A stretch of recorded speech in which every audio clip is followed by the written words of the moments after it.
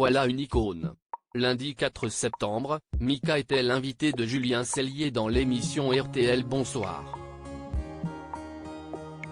Le chanteur y faisait notamment la promotion de son 6e album, écrit exclusivement en français et qui sortira dans les bacs un peu avant Noël.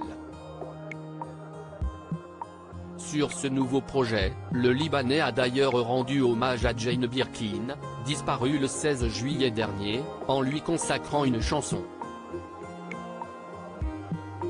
Car entre l'interprète de Relax et l'ancienne compagne de Serge Gainsbourg, les similarités affluent. Comme lui, celle qui chantait la gadoue connaissait la double culture. L'une née à Londres, a été adoptée par Paris, l'autre, née à Beyrouth, s'est exilée dans la capitale française, puis s'est installée de l'autre côté de la Manche. Au micro de Julien Cellier, Mika s'est d'ailleurs rappelé l'une de ses rencontres avec la Britannique. « Je l'ai croisée un jour et je lui ai demandé d'où venez-vous aujourd'hui ? Et elle m'a répondu de Londres.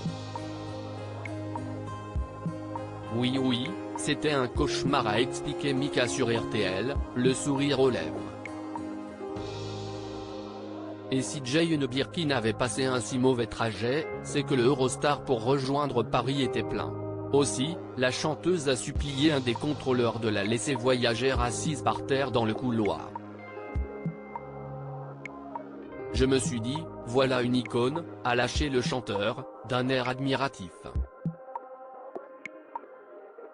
Supérieur à obsèques de Jane Birkin, sa famille et ses proches réunis pour un ultime adieu. Elle évitait le jugement. Toujours au micro de Julien Cellier, Mika a évoqué ce que Jane Birkin avait représenté pour lui.